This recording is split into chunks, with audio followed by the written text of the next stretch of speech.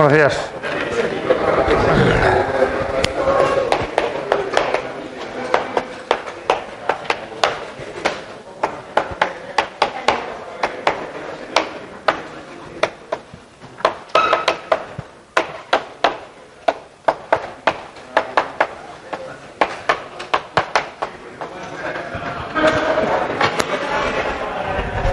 Bueno, vamos hoy a cambiar completamente de dinámica en lo que llevamos de curso, porque este va a ser un tema puramente descriptivo en el que voy a comentaros de forma muy breve un poquito sobre métodos numéricos que se usan para EDOS y hoy no me va a dar tiempo, el próximo día veremos un poco del código para resolver alguna ecuación que luego usaréis para, bueno, pues hacer un pequeño trabajo, simplemente disponer de la posibilidad de resolver numéricamente ecuaciones diferenciales ordinarias. Lo que hemos estado haciendo hasta ahora en todos estos temas anteriores ha sido en buscar o usar métodos de resolución de ecuaciones diferenciales a mano. Esencialmente lo que buscamos es obtener la solución de ecuaciones diferenciales con una serie de métodos, pero lo habitual no es eso, lo habitual es usar métodos numéricos, lo habitual es usar un ordenador para resolver ecuaciones diferenciales, básicamente porque rápidamente en cualquier ejemplo en el que cambiamos mínimamente los datos ya es imposible abordar el cálculo efectivo, hacerlo a mano. Daros cuenta de que en todos los casos en los que hemos estado trabajando, al final simplemente uno es capaz de resolverlo todo y las cuentas salen limpias y bueno, pues relativamente todo es fácil. Pero en la práctica eso no es así, y en el momento en el que nos vamos a ecuaciones mínimamente un poquito más complicadas, pues ya o bien no podemos integrar porque no conocemos primitivas, o bien disponemos de un montón de problemas que no somos capaces de resolver. O sea que lo normal es usar métodos numéricos, y de hecho pues a veces se usan de forma totalmente indiscriminada. Y un poco yo voy a tratar en la sesión de hoy de limitar un poco el alcance de los métodos numéricos. Los métodos numéricos están muy bien, es lo que realmente en la práctica se usa. Posiblemente cuando os enfrentéis a algún problema de este estilo es lo que voy a hacer, enchufarle una ecuación al ordenador para que el ordenador calcule, pero hay que tener un mínimo de crítica y ser un poco consciente de que no todo funciona y eso no vale siempre, ¿vale? Y de hecho hay grandes pifias en la historia de la ciencia con el uso indiscriminado de soluciones, y grandísimas empresas y grandísimos organismos, la NASA incluida, tiene alguna anécdota de fracasos estrepitosos sencillamente por no ser consciente de que los métodos numéricos no siempre funcionan como uno esperaría. Y a veces, en fin, los matemáticos solemos ser críticos con el resto de científicos y especialmente con los ingenieros, porque muchas veces cogen y dicen, esto lo metes al ordenador y el ordenador te va a dar algo. Y dicen, sí, efectivamente, el ordenador te va a dar algo. Ahora, lo que te da el ordenador no tienes garantía de que sea la solución real del problema que tú estás buscando, a menos que tengas otras vías para comprobarlo. Sí que es verdad que luego uno se enfrenta con problemas enormemente difíciles y bueno, pues no eres capaz de hacerlo a mano, por supuesto, y numéricamente tampoco es sencillo en absoluto poder estimar si el método numérico con el que tú estás trabajando pues realmente funciona, ¿no? Hay grandes anécdotas en esa historia. Imagino que habréis escuchado, se puso muy de moda hace muchos años, ahora se escucha menos, pero esto de la teoría del caos. ¿Qué es la teoría del caos? La teoría del caos sencillamente se descubrió por accidente cuando un tipo, intentando resolver ecuaciones diferenciales ordinarias, pues resulta que a la hora de meterle los datos al ordenador, en lugar de meterle las 8 cifras decimales, pues por abreviar le puso 4 y se encontró con que las soluciones eran completamente diferentes. En lugar de usar 8 cifras decimales usaba 4 y los resultados eran completamente distintos. Y pensaba, bueno, pues esto está mal, ¿qué pasa aquí? Y no pasa nada, simplemente es que las ecuaciones son así. Hay ecuaciones que son sensibles, enormemente sensibles a la variación de datos. Y entonces una pequeña variación en el dato inicial te produce una enorme variación en las soluciones. Esta es la frase esa, la conocida frase de el efecto mariposa, ¿no? De una mariposa bate sus alas en Pekín y al mes siguiente llueve en Nueva York. No sé si la habréis escuchado alguna vez. Y lo que significa es que el clima, por ejemplo, la meteorología, se rige por unas ecuaciones que son caóticas, en el sentido de que si tú tienes una pequeña variación en los datos, puedes producir una enorme variación en la solución. Por supuesto, son variaciones que se pueden más o menos controlar en determinado momento, pero efectivamente a largo plazo son completamente distintas. Una pequeña variación aquí dentro de 2 meses produce una variación muy diferente en otro punto del globo. Y eso no es que sea así, es que es intrínseco a las ecuaciones, por lo que tener presente ese tipo de cosas a la hora de resolver y de usar métodos numéricos, ¿vale? Porque muchas veces eso, yo me he encontrado con gente que dice, bueno, pues tú este problema lo metes en el ordenador, y dice, sí, lo metes en el ordenador y no sale. El ordenador te da una cosa que no es la solución realmente, ¿eh? Entonces, ser un poco críticos y no dejaros guiar por todo lo que diga el ordenador. ¿De qué hablamos cuando hablamos de métodos numéricos? Porque es una palabra que se usa así de forma un poco genérica, pero esencialmente un método numérico no es más que cualquier método que busca resolver de forma aproximada un problema que de otra forma pues no puedes o no quieres o no sabes o es demasiado complicado de resolver de otra forma, ¿no? Básicamente se habla de numérico pues porque al final estos métodos lo que hacen es hacer cuentas relativamente sencillas, y tratar de aproximar soluciones. Y vinculado a los métodos numéricos hay una palabra clave que es lo que se conoce como la discretización. De hecho, a veces incluso se usa de forma sinónima a método numérico. Voy a aplicar un método numérico, voy a discretizar el problema. La palabra discretización viene esencialmente de que en matemáticas trabajamos con objetos continuos. Cuando uno trabaja con el intervalo 0,1, pues lo que tiene son infinitos puntos. Y esa imposibilidad de manejar pues entidades de carácter infinito nos lleva a tratar de cambiar a un mundo finito en el que somos más, nos podemos mover mejor. Y un conjunto finito es lo que llamamos en matemáticas un conjunto discreto. Un conjunto discreto no es más que un conjunto finito de cosas, de puntos o de lo que sea. Entonces, un paso previo para abordar cualquier método numérico es hacer lo que se llama eso, una discretización, pasar del continuo a algo discreto, a algo finito. Entonces, si tenemos una ecuación diferencial, lo que vamos a tratar de resolver es una ecuación diferencial de primer orden. Ya sabéis que una ecuación o sistema en realidad, se podría tratar también con sistema, con una condición inicial dada. Voy a resolver un problema de Cauchy, con los métodos numéricos busco soluciones concretas, no voy a buscar soluciones generales. Pues típicamente lo que hacemos es, por lo pronto, la solución de esto sabemos que es una función, un objeto de R en R, ¿vale? Que será continuo, derivable. Yo no voy a poder obtener una función como resultado de mi método numérico. La discretización lo que me va a llevar es que en lugar de buscar una función, voy a buscar algo más sencillo, simplemente voy a buscar unos valores. Y entonces, por lo pronto, cuando uno resuelve esto, en principio, lo resuelve en todo R. Cuando uno usa un método numérico, lo que vamos a usar es simplemente un intervalo de trabajo. Voy a coger un intervalo de la forma típicamente x sub 0, xt, donde mi x sub 0 es el instante inicial, típicamente, y x sub t ya de por sí es un instante final. Yo solamente voy a abordar mi problema en un intervalo, no puedo abordarlo de forma infinita. Puedo considerar un xt muy grande, ¿vale? Pero por lo pronto ya tengo que reducirme a eso. Y en este conjunto, en este intervalo, hago lo que se conoce como una partición o una discretización, insisto que la palabra se usa mucho, que consiste sencillamente en un conjunto de puntos, x1, x2, x3, etcétera, hasta el último, que es el xt. Básicamente lo que hago es trocear o elegir una serie de puntos en mi intervalo. ¿Por qué? Pues porque no puedo calcular, no puedo trabajar con un conjunto, con una entidad infinita como un intervalo lleno de puntos, sino simplemente con unos cuantos puntos. Típicamente voy a hacer que la diferencia entre esos dos puntos sea siempre la misma, es decir, que voy a repartir esos puntos, lo que se dice de manera uniforme, uniformemente espaciados, o hacer una partición uniforme. Y esta diferencia se le suele llamar h y tiene el nombre de el tamaño del paso, se le llama. Se llama tamaño de paso porque fijaros que estoy pasando de uno a otro con h. O sea que tengo el x sub 0, sumo h, obtengo el x sub 1, sumo h, obtengo el x sub 2, sumo h, obtengo el x sub 3.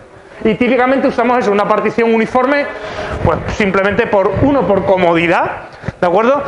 Y dos, por simplicidad, es decir, parece lógico, ¿no? Si tú quieres ver qué es lo que pasa en un intervalo, pues que mires qué es lo que pasa pues uniformemente en todo el intervalo.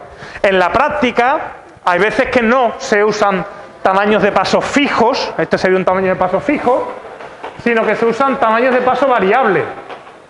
¿Por qué? Pues porque a lo mejor la solución que tú estás buscando en un trozo de tu intervalo se comporta de una determinada forma regular, digamos, pero luego hay un trozo de intervalo en el que la función que buscas o lo que sea es muy abrupta o tiene saltos muy grandes y entonces necesitas ser más fino y hacer que los puntos en ese trozo de intervalo tengan menos distancia entre sí. Entonces hacer lo que sea una partición más fina o refinar la partición.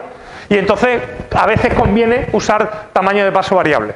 De hecho, los métodos numéricos modernos y lo que uno normalmente usa hoy en día para resolver ecuaciones, lo que usan en el fondo son tamaño de paso variable y lo que van es adaptando el tamaño del paso a lo que está viendo. Si ve que la función se comporta bien, usa un tamaño de paso amplio, y si ve que la función pues empieza a tener demasiado movimiento, pues entonces ajusta el tamaño del paso, lo hace más pequeñito para adaptarse mejor. ¿De acuerdo? Eso el propio método lo va viendo bueno, pues algo que es importante hacerlo así.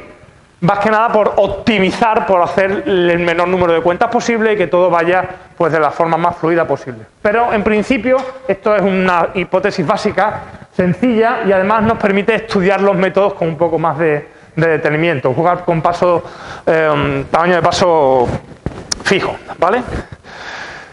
Vinculado a cualquier método numérico está el tema clave que son los errores, el análisis de los errores. Y de hecho, el análisis numérico lo que busca es, cuando diseña un método, es ver qué pasa con los errores. Y aquí hay errores que es importante conocer un poco de dónde vienen, ¿no?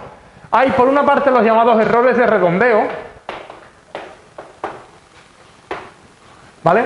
Los errores de redondeo, ¿en qué consisten los errores de redondeo? Pues en este caso no nuestra, sino en la imposibilidad de los computadores de obtener números con precisión arbitraria. En concreto, si uno tiene el número raíz de 2, pues raíz de 2 para un ordenador no es raíz de 2, es una aproximación decimal del tipo 1, 41, 42, etcétera.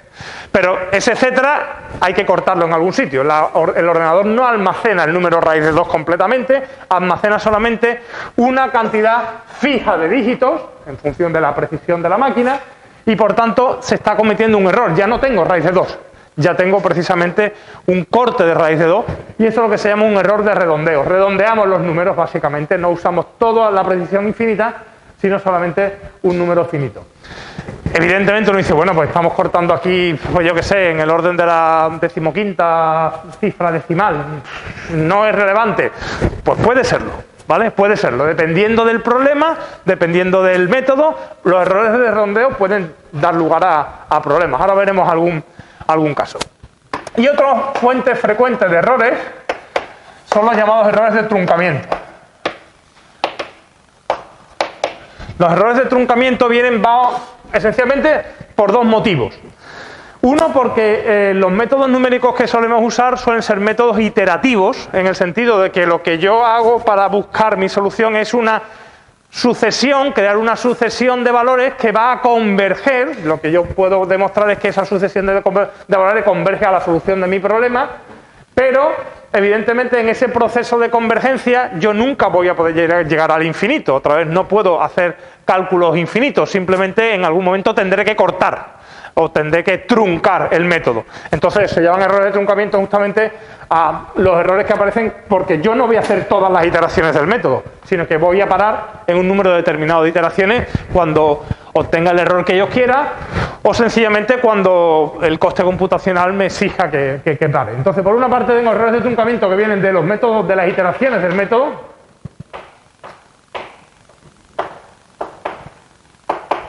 ¿Vale? Y por otro lado hay errores de truncamiento que vienen de la aproximación que yo voy a hacer en el método. Es decir, va a haber cantidades que yo de alguna forma no pueda obtener de forma exacta y tenga que aproximarlas, ¿vale? Pues ahí se produce un truncamiento también, ahora lo veremos en el método clásico que vamos a ver, en el que, bueno, pues yo voy a aproximar una cantidad, voy a estimarla de un modo y entonces estaré cometiendo un error. Eso es un error de truncamiento también, dado por la aproximación de ciertas cantidades que yo voy a considerar, ¿vale? Así que los errores son básicos, analizarlos, saber cuántos errores estamos cometiendo, y aquí aparece también un término que suele ser el del orden del método, que nos mide de alguna forma la cantidad de error que estamos cometiendo, ¿vale? La cantidad de error. Ahora lo veremos un poco más adelante. Y vinculado también a los problemas hay dos conceptos clave, y estos son muy importantes tenerlos claros porque la gracia de los métodos numéricos reside en analizar estas dos cuestiones, la consistencia y la estabilidad, y vienen de fuentes completamente distintas, ¿vale? La consistencia tiene que ver un poco con lo que os comentaba hace un momento, de que hay problemas que no se comportan bien, ¿vale? La consistencia de un método significa que a pequeñas variaciones de los datos, uno debería esperar pequeñas variaciones en las soluciones y, por tanto, tener problemas que se llaman consistentes. Un problema consistente, hay consistencia cuando existe esa dependencia continua entre datos y soluciones. A pequeñas variaciones de los datos se generan pequeñas variaciones de las soluciones. Y esto está en la naturaleza del problema, ¿vale? Esto depende del problema, no depende del método numérico. Hay problemas en los que por su naturaleza uno detecta que si el dato que yo meto aquí es ligeramente diferente al dato real, pues la solución que yo encuentro se distorsiona muchísimo más de lo que cabría esperar, muchísimo más que la propia diferencia que hay entre los datos. Entonces, no hay esa dependencia continua de soluciones respecto de datos y los métodos numéricos evidentemente fallan en estos casos. Entonces, la consistencia es una cuestión del problema, no es un problema dado por el método numérico, sino proviene de la propia naturaleza del problema. Hay problemas, veremos algunos ejemplos cuando veamos el código, que se comportan peor que otros por su propia naturaleza, ¿vale? Por su propia naturaleza. Y luego hay un problema que tiene que ver con lo que se llama la estabilidad del método, y es que hay determinados métodos numéricos que, bueno, pues la acumulación de errores de redondeo o la acumulación de errores de truncamiento puede dar al traste con el método, y aunque el método parezca que funciona bien, llega un momento en el que se pierde, ¿vale? Se pierde y se cometen errores, y esto es lo que se conoce como la estabilidad. Eso sí que es intrínseco al método. Un método necesita ser estudiado para ver si es estable o no, porque a veces cierto tipo de errores de redondeo puede producir, ¿vale?, pues fallos de estabilidad. Ahora veremos que el método clásico de Euler realmente no es estable. Lo que pasa es que no es estable en cierto rango, y a nivel del que nosotros lo vamos a usar, pues sí que puede ser estable. Típicamente en los problemas, en los algoritmos numéricos, pues se estudia estas dos cuestiones, que el método sea consistente y estable, es decir, que el problema se comporte bien y haya estabilidad. Son nociones básicas sobre métodos numéricos que, si en algún momento escucháis, pues bueno, pues que sepáis un poco de lo que va, ¿vale? Ok, bueno, pues vamos a ver exactamente cómo vamos a aproximar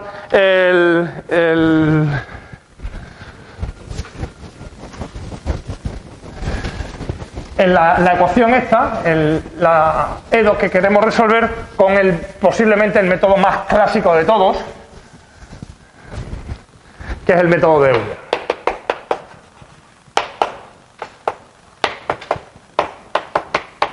Este método se estudia, en realidad se usa muy poco, pues porque ya digo que en realidad hoy en día el mundo de la computación ha avanzado tanto de que antes uno se tenía que programar todo aquello que quisiera. Hoy en día la filosofía es completamente diferente. Si uno tiene que resolver un problema, lo que se hace es buscarse un método que ya esté programado, porque además cualquier cosa que ya esté programada va a funcionar muchísimo mejor que lo que nosotros programemos, va a estar mucho más optimizado, va a ser mucho más versátil, y lo que se usan es lo que se llaman librerías, es decir, programas ya hechos, y uno lo que aprende es a aplicarlos realmente.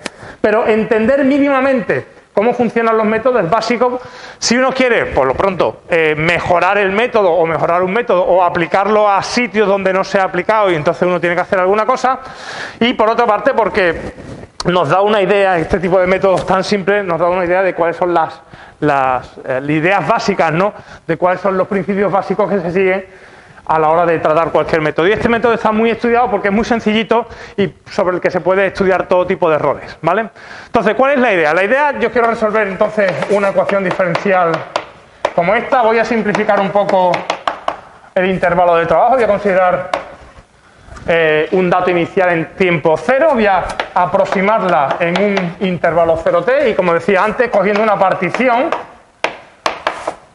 uniforme de ese intervalo, ¿vale?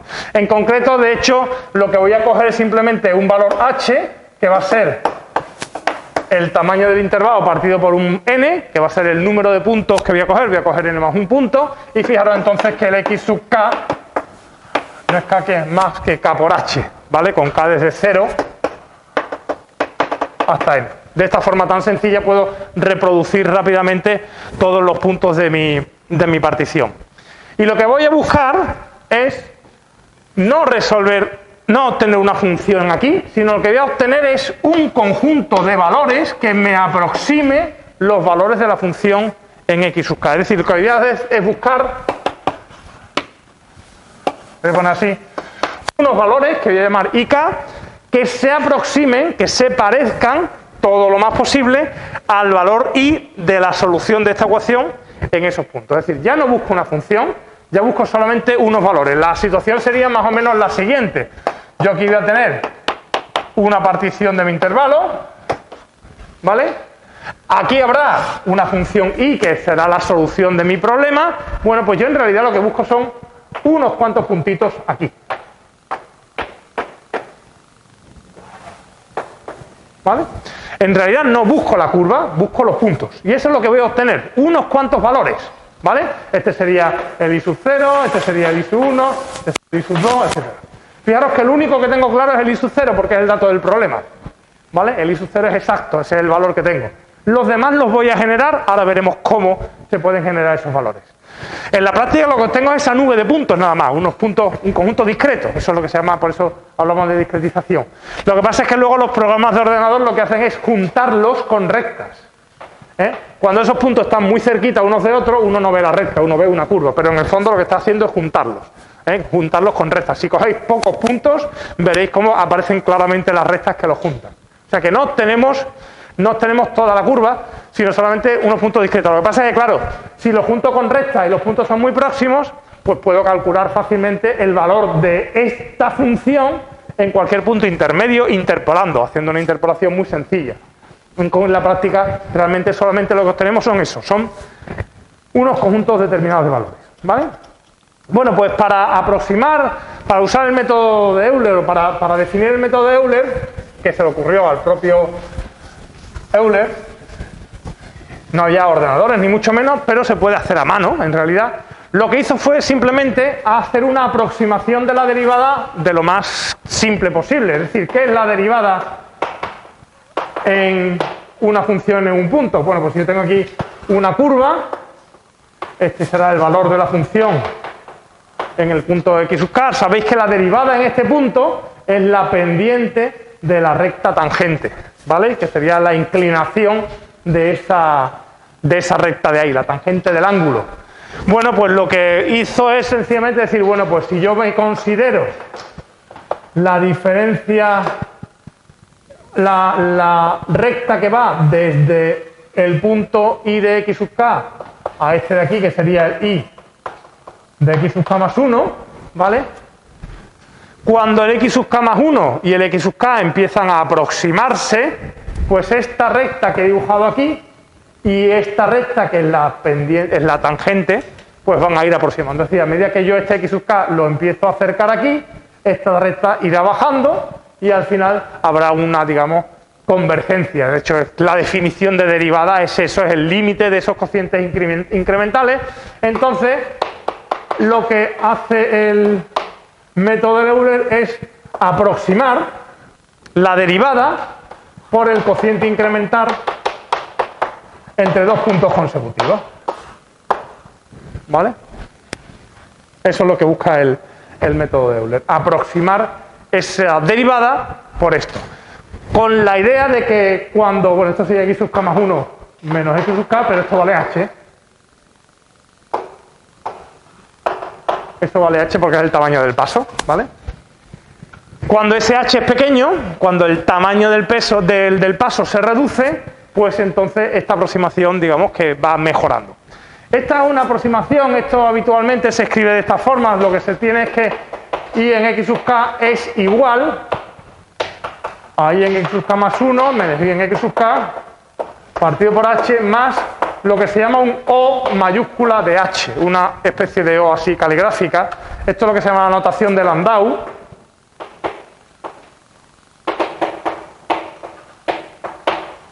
la notación de Landau, hay dos notaciones de Landau, una con O mayúscula y otra con O minúscula, el Big O y el O simplemente, que significa lo siguiente: una función de h se dice que es un O de h si esta función está acotada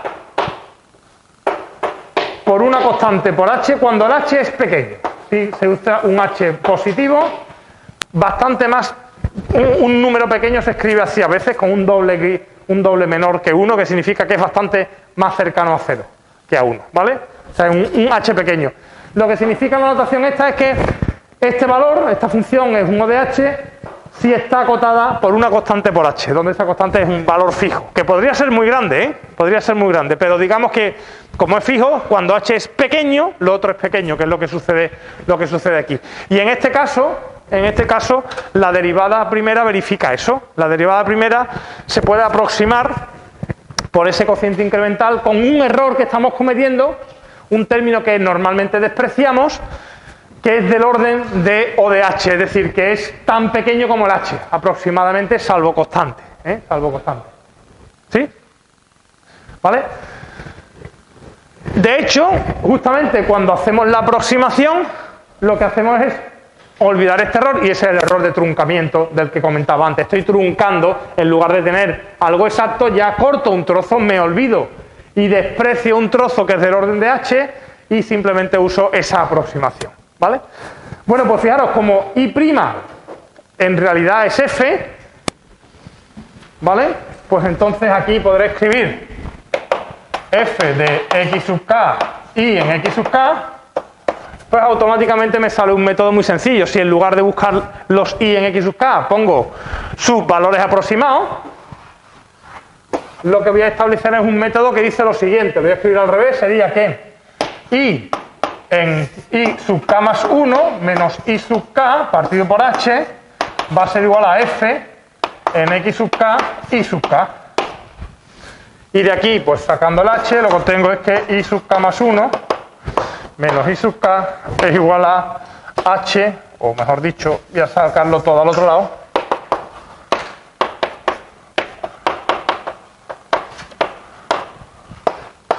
obtengo esa relación entre el i sub k más 1 y el i sub k, que viene dada por esa expresión de i sub k más 1 es i sub k más h por f en x sub k i sub k, donde fijaros que dado el i sub k automáticamente puedo generar el i sub k más 1, o sea que es una sucesión recurrente muy sencilla que lógicamente hay que arrancar. ¿Y cómo la voy a arrancar? La voy a arrancar con el i sub 0, voy a dar i sub 0, pero dar i sub 0 en realidad ya lo tengo, el i sub 0 lo conozco, es el valor inicial. Así que doy i sub 0, genero i sub 1, luego genero i sub 2, i sub 3, y así generaría una sucesión de valores en el que cada uno de ellos pues se va a aproximar al valor real, al valor de la solución en x sub k. ¿Vale? Por supuesto, ahí hay un error, estamos cometiendo un error porque estamos despreciando un término, ¿vale? Por lo que, de hecho, el error se va a ir acumulando, porque ¿qué pasa? Pues que yo cometo un error en el primero y ahora salto al segundo. Como estoy cometiendo un error en el primero y estoy cometiendo una aproximación en el segundo, el error en el segundo va a ser más grande. Es decir, que el error va a ir agrandándose, ¿no? Bueno, este método es tan sencillo que permite hacer un estudio muy detallado del error. Yo no voy a, simplemente os voy a escribir lo que sale, pero bueno, no es difícil de calcular. Y nos da una idea de lo que pasa con este tipo de métodos. Entonces, en concreto, si llamo E sub k a la diferencia entre el valor de la solución real y en x sub k y el valor que obtenemos de la sucesión del método de Euler, este se conoce como método de Euler, pues resulta que esto es menor o igual que unas constantes que voy a escribir aquí completamente, porque ya digo que el método se conoce bastante bien.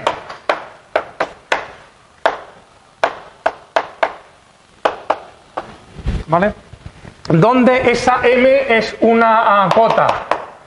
Esa m verifica que y segunda de x es menor o igual que m para todo x del intervalo 0t. Es una cota de la derivada segunda, suponiendo, por supuesto, que la derivada segunda tenga cota, es decir, si no, no se podría probar ese resultado, ¿vale? Y L es una constante de Lipschitz para f.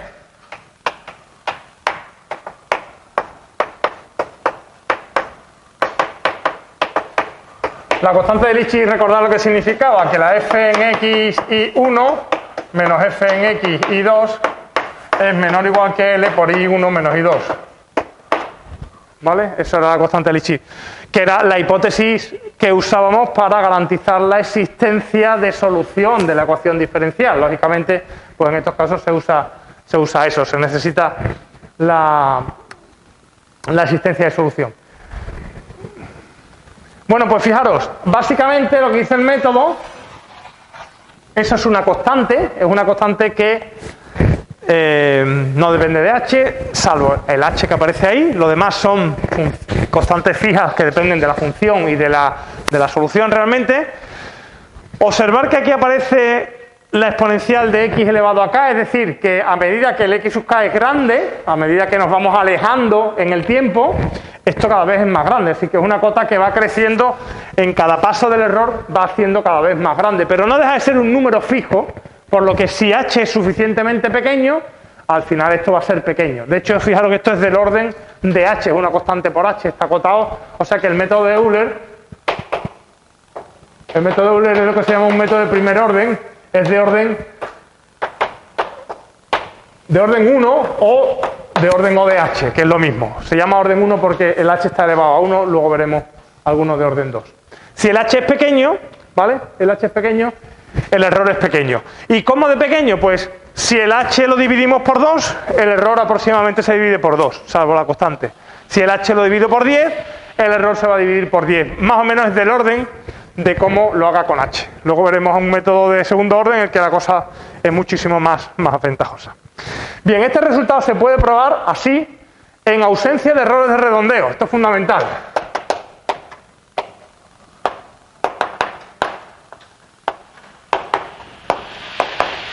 Es decir, si los cálculos que uno puede realizar son exactos, esa es la cota. Pero lo bueno que tiene el método de Euler es que al ser tan sencillito, pues se pueden afinar un poco más y hay una cota en el caso en el que sí cometamos errores de redondeo, es decir, en el que contamos también con los errores de redondeo.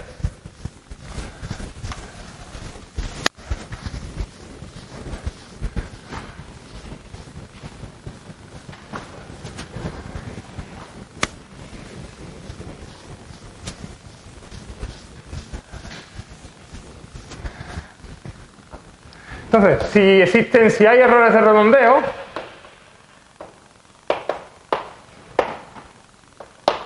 que se pueden incorporar al estudio del error, pues resulta que sale una cota distinta y curiosamente nos dice que el método es inestable, que es esta de aquí. El m y el l son los mismos.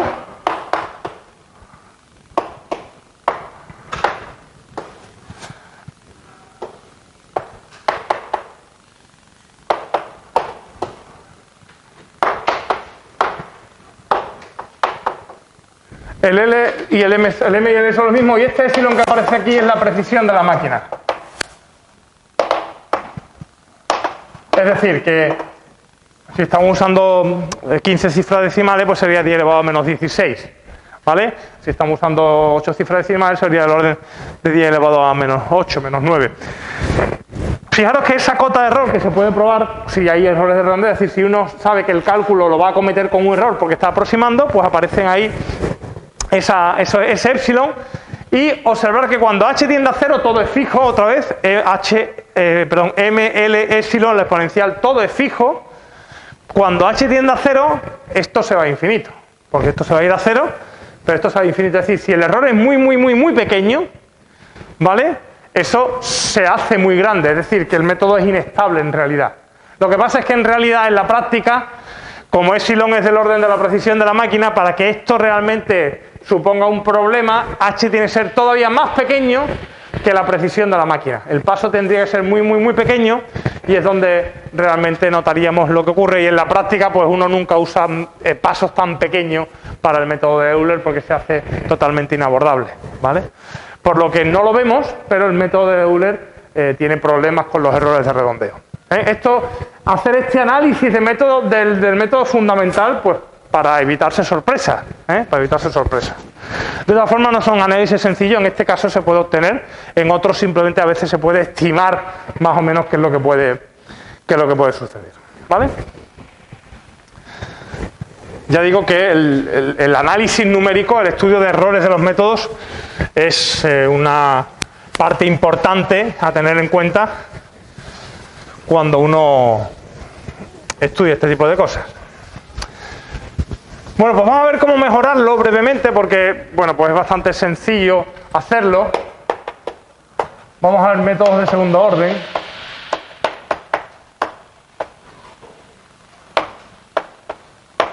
Porque en realidad hay una forma, yo creo que más cómoda de vislumbrar lo que hace el método de Euler, que es la siguiente. Fijaros que en realidad lo que hace el método de Euler es hacer una aproximación de lo siguiente. Fijaros que, bueno, eso es la regla de Barrow, ¿vale? Y en x sub k más 1 menos y en x sub k es la integral entre x sub k y x sub k más 1 de i', pues ya digo, es la regla de Barrow, una primitiva de i' es i, y sustituyéndolo en los extremos tendría eso, pero como sabemos que i' es la solución de mi ecuación diferencial, perdón, i' es la solución de mi ecuación diferencial, en realidad esto no es más que la integral de la función f en x y de x, ¿vale?, en ese intervalo. Bueno, pues fijaros, ¿esa integral qué es? Pues yo aquí tendría el intervalo de x sub k más 1, tengo la función f en x y de x, o sea que cojo la solución y la meto en la función y dibujo esa curva que aparecería ahí. Lo que me está diciendo que la diferencia entre ik más 1 e i en k es el área de la curva, ¿vale? El área de la curva. Fijaros que este punto aquí sería el f en xk y en xk, y este punto de aquí sería el f en xk más 1 y en xk más 1, ¿vale?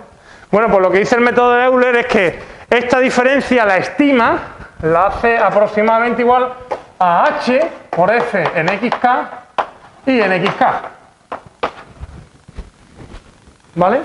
Que significa, fijaros lo burdo, lo que está haciendo sencillamente es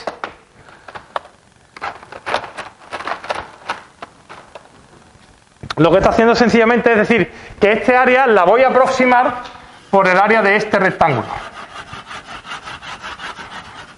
que sería el rectángulo que tiene como base h, x sub k más 1 menos x sub k, y como altura f en x sub k y sub k, ¿vale? O sea que estamos aproximando esta integral simplemente por ese área, que lógicamente pues me estoy comiendo una buena parte del área, ¿no? Lo cual me da pie rápidamente a buscar mejoras sencillas, es decir, bueno, pues voy a aproximar mejor este área. ¿Cómo puedo aproximar mejor este área? Bueno, pues hay dos aproximaciones muy sencillitas. Vale, voy a volver a dibujar lo mismo. Yo tendría aquí el x sub k más 1, aquí la curva f en x y de x, aquí tendría el f en xk y de xk, aquí tendría lo mismo, f en xk más 1 y en xk más 1. ¿Y cómo se puede aproximar mejor ese área? Bueno, pues voy a usar la regla del trapecio. La regla del trapecio dice que si tú dibujas aquí un trapecio, ¿vale?, pues resulta que el área de ese trapecio lo puedo calcular si yo cojo aquí el punto medio y considero este área de aquí, ¿vale? Ese sería el área del trapecio y se llama la fórmula del trapecio. Y daros cuenta de que este punto de aquí es el punto medio entre este y este, ¿vale? O sea que esto... Entonces ese punto medio, pues por tanto la integral entre x sub k y xk más 1 de f lo voy a aproximar por un rectángulo que tiene como base otra vez h, ¿vale?, y como altura el punto medio entre este de aquí y este de aquí, que será este más este partido por 2, o sea que será un medio del f de x sub k y en x sub k más f en x sub k más 1 y en x sub k más 1.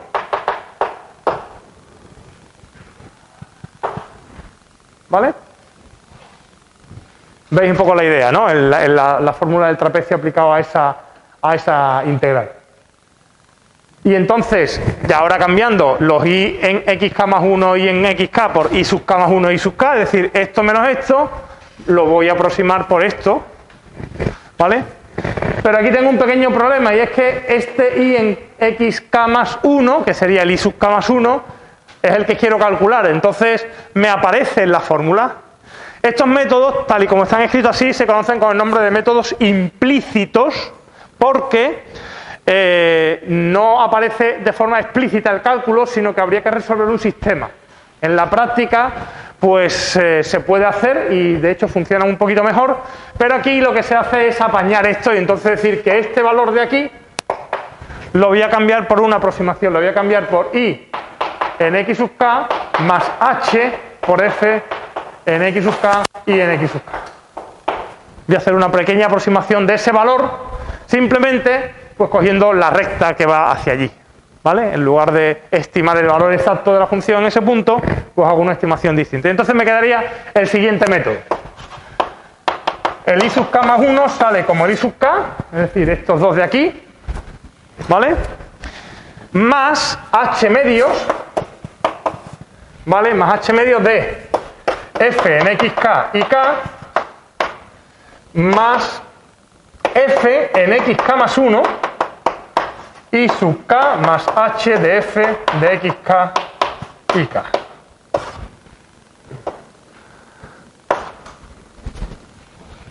¿Vale? Y esto se conoce con el nombre de método de Euler modificado.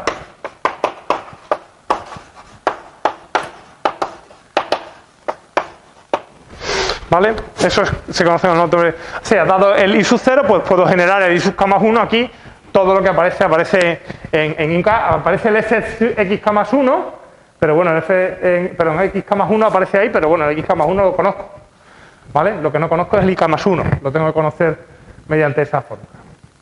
Esa es una opción, que es la regla del trapecio, y la otra opción es integrar el punto medio, que es decir, es básicamente igual.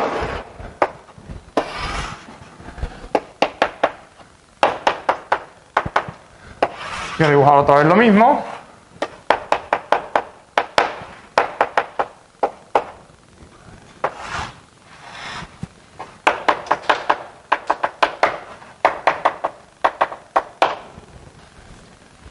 En lugar de aproximar el área con la regla del trapecio, lo que voy a hacer es el punto medio y aproximarlo por esta integral.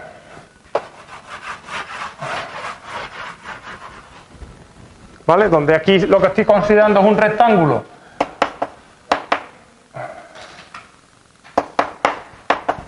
Un rectángulo construido sobre el valor de la función en el punto medio del intervalo, por tanto, estaría aproximando el área.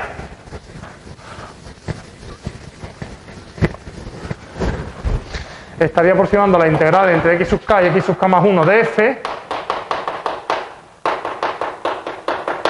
por un rectángulo que tiene como base otra vez h y esta vez tiene como altura el valor de la función en el punto medio del intervalo. Es decir, que la altura en este caso sería f en xk más h medios y en xk más h medios. ¿Vale? Pero otra vez tengo el problema de xk más h medio, lo puedo calcular porque conozco los xk, conozco el h y no hay ningún problema, pero el y en xk más h medio no lo puedo calcular porque me tengo que basar en valores ya conocidos. Bueno, pues aquí hago otra vez lo mismo, aquí voy a hacer una aproximación del siguiente estilo. Esto va a ser y en x sub k más h medios de f de x sub k y en x sub k. Ese término lo aproximo de esa forma, más o menos en la misma aproximación que he hecho antes, y entonces aparece lo que se conoce como el método de medio paso,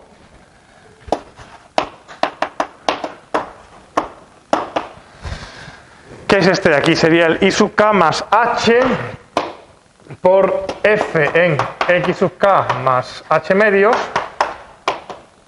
coma, y sub k más h medios de f de xk y k. Ahí me falta un paréntesis. No, están bien los paréntesis. Ese es el método conocido como el método de medio paso.